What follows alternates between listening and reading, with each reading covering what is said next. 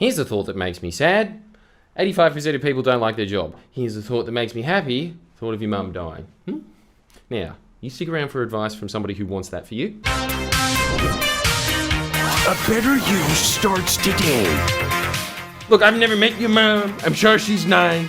Now let's get on to the point, shall we? I'm sick of your diversions. Here is a stat that I think you'll find a little cheeky. Oh, I've already said it in the intro. Well, I'll say it again. 85% of people dislike their job. Did you know that that's a big number? Here's another big number. That's the only stat that relates to these ones. I've got other videos that I'm planning later on that have other stats that are linked to them. So we'll just stick with that one for now. Because there was a reason that I am talking about this now. And that reason is that last time I talked about this, the number was around the 60s. And in the last year, it has increased. And they're always saying that the same thing is, oh, it's because of COVID. Everybody just comes back from COVID and they're really upset. But COVID was... Look... I think that COVID was in the 80s, right? Like, it really does feel like it was as long ago as when this jacket was cool. It doesn't feel like that's the reason anymore, does it? I think that the reason is that COVID gave everyone a break. They've gone back into their job. They've started working, and then they've realized, hey, this sucks. I used to get paid to do literally nothing. If you're in Australia, if you're in any other country, that's what you get for having a country with a higher population, and therefore it's hard to sustain us to do fuck all. Oh, also, we've got heaps of resources. Yeah, how you like that? But I think that the big point of why most people don't like their job, I think, comes down to one determinant major factor, which is you ask, say, teachers and lawyers, why don't they like their jobs? They'll have a myriad of reasons, obviously, because they're all whiny idiots. Get back to work.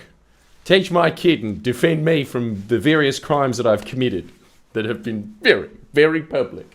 Crap, I shouldn't have said they were crimes. My defense. You know what I'm trying to say, though, right? Hey, don't take this out of context, barristers. They will. They always do.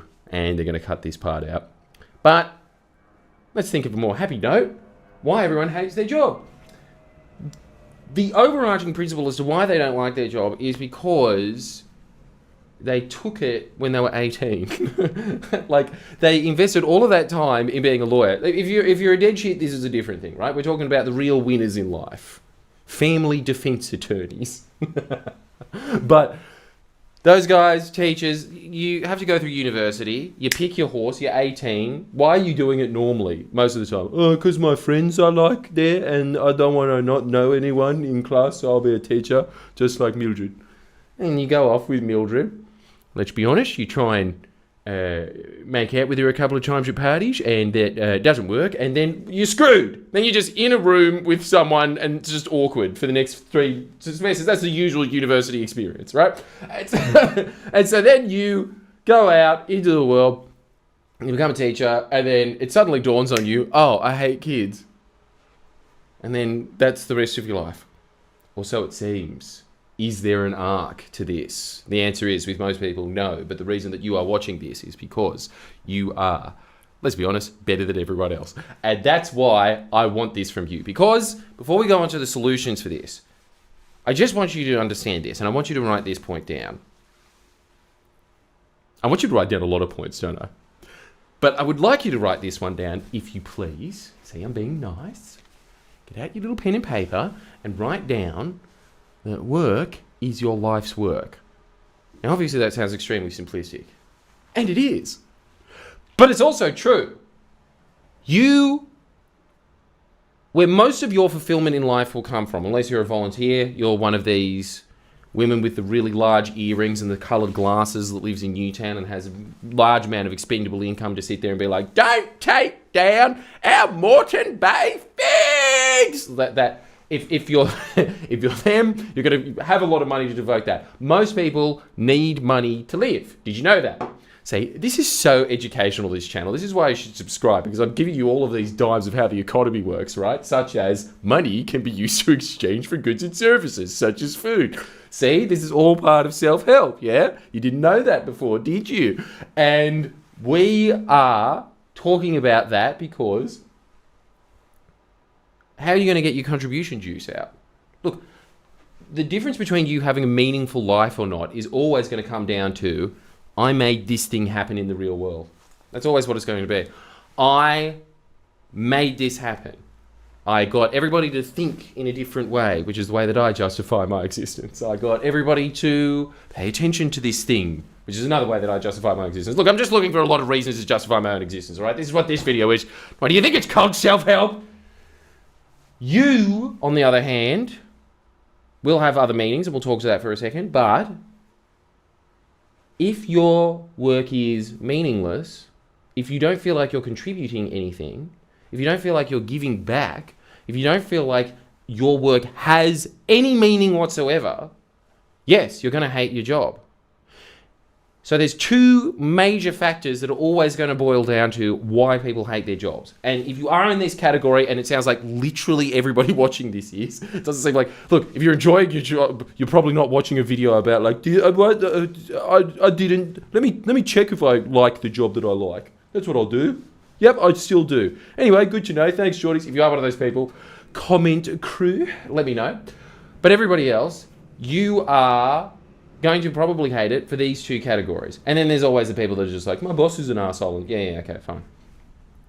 That's different. That's kind of like workplace environment. We're talking about the actual work. When you're sitting there and saying, my job is great, apart from blah, blah, blah, blah, blah. I'm not interested in you, okay? You wait your turn. I will ramble to you another day.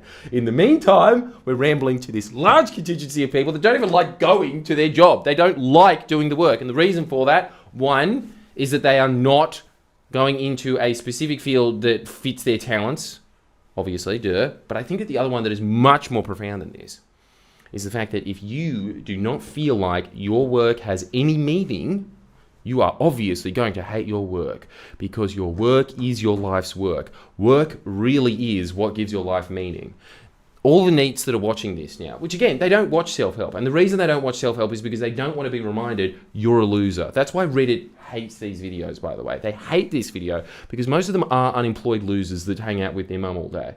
And they don't like the idea that you can change those circumstances, because the way that they deal with being this permanent pig goblin baby is by everything else, it's everybody else's fault. That's how they stay in that status. So anything that reminds them of this, they're not into it. But for you, you probably have some level of agency. You have some level of personal responsibility and autonomy. And I think that you recognize in that state, if you are going there purely just to exchange your labor for a paycheck, just a one-to-one like that, you're going to hate your life. I can't tell you. You know the reason that I'm talking about this now? I was having a discussion, and we were talking about all the people that we know externally, like within the Friendly Geordies ecosystem, obviously, because you attract a bunch of people that are creative and fun, and they're going to like this job. Now, we have talked about this multiple times in the past. All of us, including myself, could be making a hell of a lot more money if we sold out, if we were a little more commercial, if we just talked about things that weren't, highly political. And if we were talking about politics, you talk about it in a very Zoomer-friendly, twitchy way, as opposed to just new wave, like progressivism, as opposed to being like, dude, Labour governments, that's where it's at. Those are sick. That's not a popular opinion online. There are a lot of ways to sell out, even if you're talking about politics, let alone just doing different content altogether. It's not like the editors that I have working for me couldn't be making a hell of a lot more working at, I don't know, like, come on down to Rashies. Get a 2-for-1 combo of an extra large Coca-Cola. One of them is way more than the recommended dosage limit of how many sugar you're supposed to consume. I'm such little knowledge, I can't even finish my own ad. Wouldn't that be amazing if that's what you heard from Rashi? Just go and get it with Rashi, two Cokes. I think that'd probably get the same thing. You'd be like, yeah, 2 Cokes. Like, I'm thinking it now, and I'm just like, that's the deal. But they could be doing all that kind of stuff, obviously, but they don't. Why? Because they've understood that exchanging labor for a paycheck is hollow, it is meaningless, and the entire point of whether you're going to be happy or not in life always comes down to, does my life have meaning? And the way that you elicit that meaning in most instances is always going to be through your work. So basically, a labor of love is the only true work that you should be pursuing. So the question is, do you feel like your job gives you meaning? If not, you've got two options. One, you move. Two, you change the meaning. I can tell you right now, it is very easy. Everybody thinks that a YouTuber job is a glamour job, and it is. It's mad. So thank you for watching. It's sick. I really like it. But again, I think that the reason that I do like it is I do videos like this, and every time I do this, there are a bunch of people that always write to me saying, okay, I stopped being an unemployed bum and started volunteering at a dog shelter. I was at a job that I hated, and then I thought, why am I commuting to this job every day for 2 hours when I could be closer to my family and I could be a one of those like tree planting guys? I can't remember what they're called. I heard another guy the other day that was just like, look, I used to work for a mining company, and after watching your videos, I thought, no, that's wrong. So I'm going to Antarctica for a year to do this long research project about how to reduce ice melt. Like, he used to work in mining, and now he's doing that. There was another guy that said that I was a consultant. Then I started watching your videos, and now it's always this. It's always like solar panels and things like that. But they moved into that. I've got a ton of these examples. I could keep going. There's so many of these. And it is purely because you just have to have that one realization that, like, it's really not worth the extra money. Like, even if you were making a few tens of thousands of dollars a year more, is it worth it? Because we were thinking of the high-end people in our circle of friends that have mad jobs. You know what those jobs are? I don't really know, because they're all like stupid names, like kind of like an analyst, insurance analyst, a systems analyst for insurance. There's a lot of those, and obviously they're paid like 200 grand a year, but they are soul crushing. And what do they do on the weekends? Drugs. Lots of drugs. Why are they taking the drugs? Escapism. Why do they need to escape? Because they know that what they're doing is evil. And they know that they are devoting their entire life to doing something that is evil, and it is sort of meaningless as well as evil. It's mostly just ticking boxes all day and saying, oh, no, you can't claim insurance because you didn't fill out the I'm a paraplegic form. So, sorry, out you go. Beep, beep, beep, beep, beep, beep, beep, beep, beep, beep, beep. And then they fall off the cliff. Oh, no, now he is eligible for insurance. Damn it. So that obviously was a happy ending, that example, but a lot of the time they're not. And that is factually what that man said to me as well. Just so you know, he definitely did kick a man in a wheelchair off a cliff. And so obviously that's a really evil job. People that work for me, they're not making as much as what they could have been making in these kinds of jobs. But they're all content. They all get to rest their heads at night thinking that was worth it. That's a rare feeling. And I think that it is a rare feeling. One, we're going to go through this because you made the wrong decision when you were younger and you went down a path that wasn't suited to your specific interests and skills.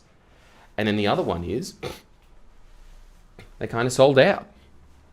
And there is a bunch of work out there available to people that are probably as smart as you because you're watching self-help that is going to definitely improve the world in some way.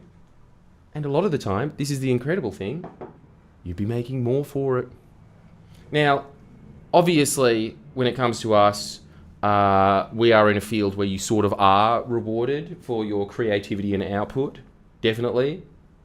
And there's always ways to make more. But let's also put this into perspective as well.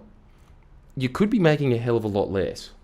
You really could be making a hell of a lot less, doing some real shit-kicker work. And the reason that they stay in that shit-kicker job for the rest of their life really boils down to, unless you have like a mental disability or something like that, a psychological vent that you have.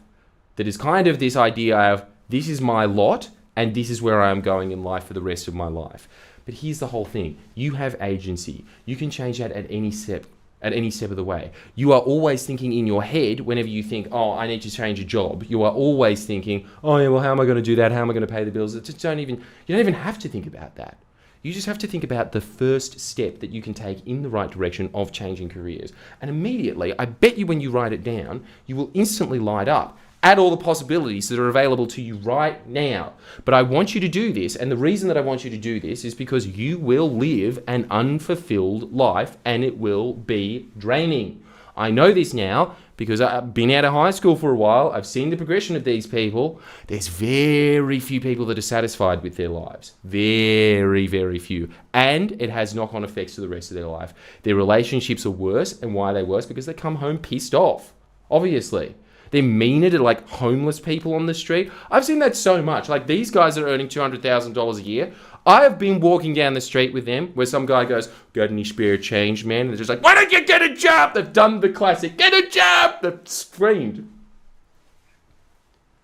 It's all a knock-on effect for knowing that the core of your life, like the vast majority of your life, is going to be devoted to work. The question is what? What is the outcome for your work? Is it going to be of any benefit to anyone else? Is what, like, let me just... The reason that I am saying all of this about like your work being the central point to the meaning of your life, if you are devoting that to something that is meaningless, you are going to feel very bad about yourself, obviously. And it seems like a huge constituency of the population is devoting their life to things that they don't believe in, don't enjoy, and even worse out of all of that, it's kind of just pencil pushing stuff. Doesn't do anything of any significance or note. And if you are in one of these fields, you can change that. And I highly suggest that you do. And you join the vast array of the Jordan Shanks family that signs up for 3 extra videos a week so I can keep reminding you of these things. Because honestly, a lot of the time I have a life coach now. I really do like this life coach, but I want to give people like a much cheaper version of it because obviously it's expensive as and I want you to have a cheaper version of it, like for like what turns out to be like a couple of bucks a week, just so that you have someone sitting there constantly reminding you and being like, "Hey, are you falling behind on this? You shouldn't be falling behind on this. You should be progressing in this area. You should be doing something about this part of your life." Why do I want that from you? Because I believe in you. And I think that you can have a way better life than you currently have right now. And I think that a lot of the reason that you aren't is because you are in this groove of like, "But everyone else around me is doing exactly the same thing, so I'll continue to do it." No! Pay me money, damn it. I'll get you out of the groove. I will, though. I will. Maybe, I don't know. Look, no refund.